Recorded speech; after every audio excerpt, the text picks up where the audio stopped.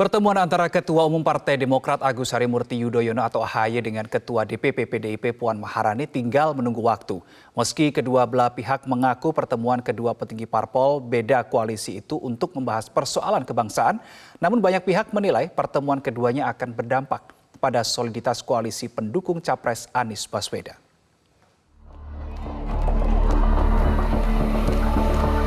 Dinamika politik tanah air makin menghangat seiring rencana pertemuan antara Ketua Umum Partai Demokrat Agus Harimurti Yudhoyono dengan Ketua DPP PDI Perjuangan Puan Maharani. Apalagi Ketua Majelis Tinggi Partai Demokrat Susilo Bambang Yudhoyono memberi respon positif dan menilai pertemuan putra sulungnya dengan anak Ketua Umum PDIP Megawati Soekarno Putri itu bakal memberikan manfaat.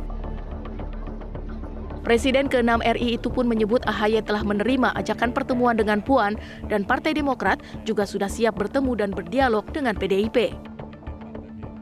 Kepala Badan Komunikasi Strategis Partai Demokrat Herzaki Mahendra Putra menyebut pertemuan AHY dan Puan sebagai silaturahmi dari dua pemimpin muda untuk masa depan Indonesia yang lebih baik.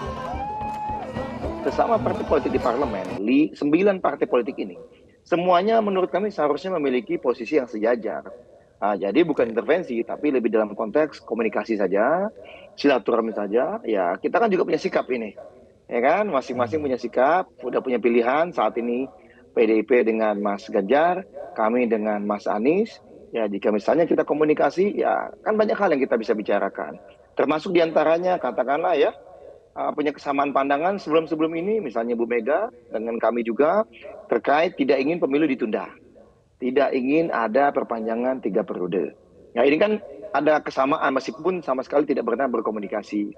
Nah konteksnya jika katakanlah ada pintu komunikasi dibuka, ya banyak hal ya mungkin yang bisa kita bahas. Tapi lagi-lagi kami tidak ingin perbincangan ini, pertemuan ini jika nanti terjadi hanya sekedar membahas kontestasi Pilpres 2024.